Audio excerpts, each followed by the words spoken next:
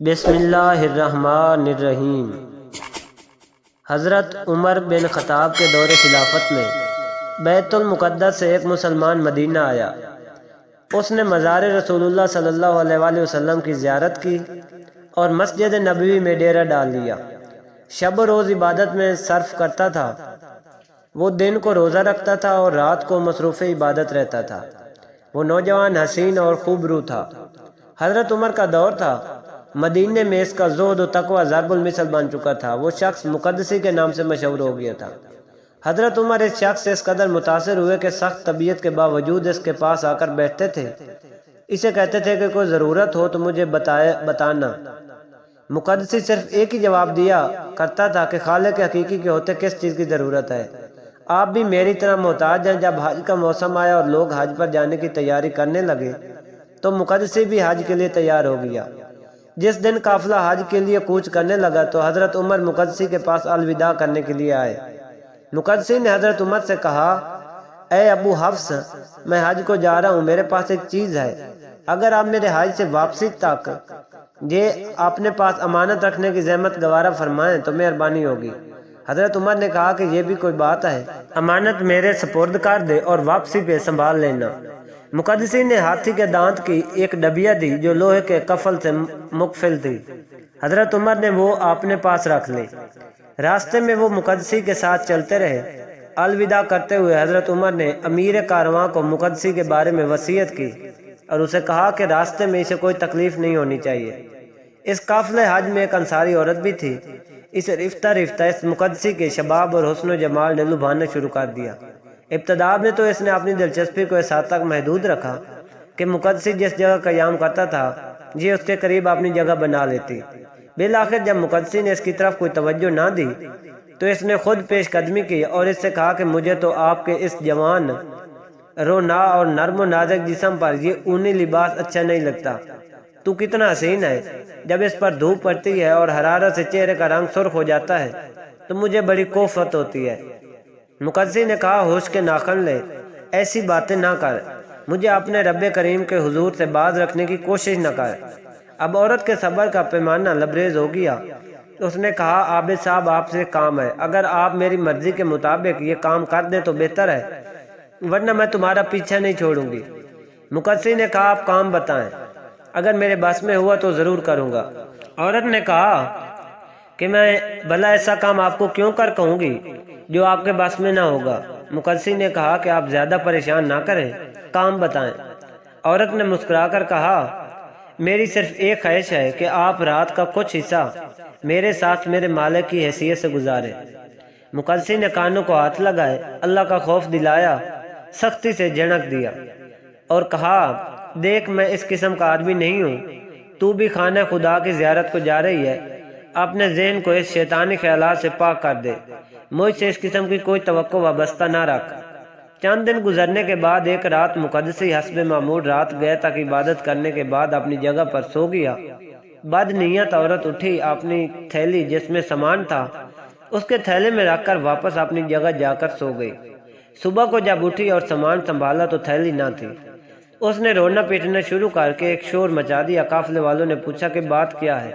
اس نے کہا، میں عورت ذات ہوں، سفر میں لٹ گئی ہوں، کسی نے میری تھیلی پر اپنا ہاتھ صاف کر دیا ہے، میرا تو زیادہ راہ اس میں تھا اور اب میرے پاس پھوٹی کوڑی بھی نہیں ہے۔ پورے قافلے میں حیرت کی لہر دوڑ گئی۔ سالار قافلے نے تمام قافلے کے سامان کی تلاشی کا حکم دیا۔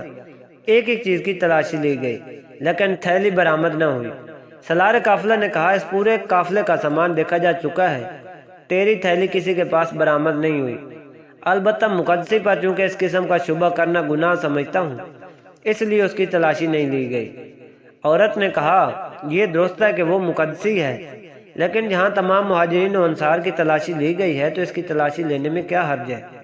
ممکن ہے کہ اس کا ظاہر کچھ اور ہو اور باطن کچھ ہو۔ آخر یہ بغیر ہی سے مدینے میں آیا ہے، کون جانتا ہے کہ اس کے سابقہ اعمال کیا تھے۔ کچھ بغیر ہی سے مدینے میں یہ آیا ہے تو کچھ دوسرے لوگوں نے بھی عورت کی تائید کی۔ سالار قافلہ مقدسی کے پاس آیا۔ مقدسی نماز صبح کے بعد سو رہا تھا۔ سالار قافلہ نے اسے جگایا اور قافلے میں چوری کا تذکرہ کرنے کے بعد اس سے تلاشی کی اجازت لی۔ مقدسی بیچارہ تو بے فکر تھا، اسے کیا معلوم تھا کہ اسے نیکی کی سزا ملنے والی ہے۔ آپ نے جس طرح دوسروں کی تلاشی لی ہے میری بھی تلاشی لے لیں، مجھے کوئی اعتراض نہیں ہے۔ سالار قافلہ نے سامان کو الٹنا پلٹنا شروع کیا۔ جو ہی تھیلے کو الٹا تو اس سے اس عورت کی تھیلی باہر آ گئی۔ وہ بھی کھڑی دیکھ رہی تھی، اپنی تھیلی کو دیکھ کر جھپٹی اور کہنے لگی کہ یہی میری تھیلی ہے۔ دیکھا نا، میں یہی کہتی تھی کہ اس کی نمازوں پر نہ جاؤ، اندر سے کچھ اور معلوم ہوتا ہے۔ اب کیا تھا، پورے قافلے نے اس بیچارے کو لاتوں اور مکوں سے مار کر رکھ لیا۔ جب مار مار کر تھک گئے تو اسے زنجیر پہنا دیے کہ حج سے واپسی کے بعد اسے مدینہ لے جائیں گے اور حضرت عمر سے اس کی شکایت کریں گے۔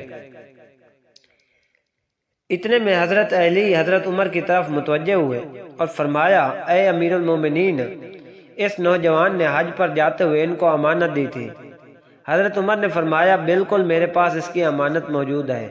حضرت علی نے عرض کیا، آپ ایسا کریں، وہ ہاتھی دانت کی ڈبیا جس پر لوہے کفل پڑا ہے اس جوان کی امانت دو۔ حضرت عمر نے وہ ڈبیا منگوائی اور آپ نے پاس رکھ لی۔ حضرت علی نے عورت کو اپنے سامنے کھڑا کیا اور فرمایا، اب میں جو کچھ پوچھتا جاؤں سیدھی سیدھی بات بتاتی جانا، ورنہ تجھے معلوم ہونا چاہیے کہ میں اس بھرے مجمع میں تیرے سابقہ کرتوت ماں گواہوں کے کھول کر رکھ دوں گا۔ عورت کا جسم پسینے سے شرابور ہو گیا اور تھر تھر کانپنے لگی۔ حضرت علی نے فرمایا، کیا تو نے فلاں مقام پر اس جوان کے پاس جا کر اسے دعوت گناہ دی تھی؟ آپ نے عورت کے وہ جملے دہرائے جو اس نے اس مقدسی جوان کے جسم کی نرمی، اور آپ نے مقدسی کے دونوں جواب بھی دہرا دیے۔ عورت نے کانپتے ہوئے عرض کی، قبلہ میں نے دعوت گناہ دی تھی۔ آپ نے فرمایا، اس جوان کے انکار پر تو نے اسے دھمکی دی تھی کہ اگر تو نے میری ایک رات جب مقدسی نوجوان شب بیداری سے تھک کر سو رہا تھا تو نے اپنی تھیلی اپنے ہاتھ سے اس کے سامان میں جا چھپائی تھی۔ عورت نے عرض کیا، میں نے یہ کام کیا تھا۔ حضرت علی نے سالار قافلہ، آپ نے عورت سے کہا، واپسی پر جب تیرے پاس زادرہ ختم ہو گیا تو فلاں مقام پر قافلہ سے جدا ہو گئی اور تو نے زادرہ کی تلاش میں فلاں بستی کی طرف چلی گئی تھی۔ عورت نے عرض کی، جی ہاں ضرور گئی تھی۔ تو حضرت علی نے فرمایا کہ بستی کے باہر تجھے فلاں بن فلاں رنگ و شکل کا گڈریا ملا تھا؟ عورت نے کہا، ہاں ملا تھا۔ تو آپ نے فرمایا، تو نے اس سے زادرہ کا سوال کیا؟ عورت نے کہا، میں نے زادرہ مانگا تھا۔ تو آپ نے فرمایا، جواب میں اس نے بھی تو اسے کچھ مانگا تھا؟ عورت نے کہا، اس نے بھی مانگا تھا۔ آپ نے فرمایا، کافی تکرار کے بعد تو اس کا مطالبہ پورا کرنے پر رضامند ہو گئی تھی؟ تو عورت نے کہا، ہاں میں رضامند ہو گئی تھی۔ تو تب حضرت علی نے فرمایا کہ تو گڈریا کا مطالبہ تو نے پورا کیا اور گڈریا نے تیری ضرورت پوری کر دی۔ نوجوان کو بھی ملاحظہ کریں۔ حضرت عمر نے فرمایا کہ اے ابو الحسن، اب اس خبیثہ عورت سے کیا سلوک کیا جائے، کیونکہ عورت جھوٹی تھی۔ تو حضرت علی نے عرض کیا کہ اسے قبرستان یہود میں گڑھا کھود کر اسے سینہ تک دبا کر رجم کیا جائے۔ اس عورت کو سنسار کیا گیا۔ وہ مقدسی نوجوان تا وفات مسجد نبوی میں مصروف عبادت رہا۔ حضرت علی پر اللہ تعالیٰ نے یہ حالات منکشف کر دیے تھے کہ حضرت علی کی کرامات میں سے ہے کہ جو فیصلہ کسی سے نہیں ہوتا تھا وہ حضرت علی خود کرتے تھے۔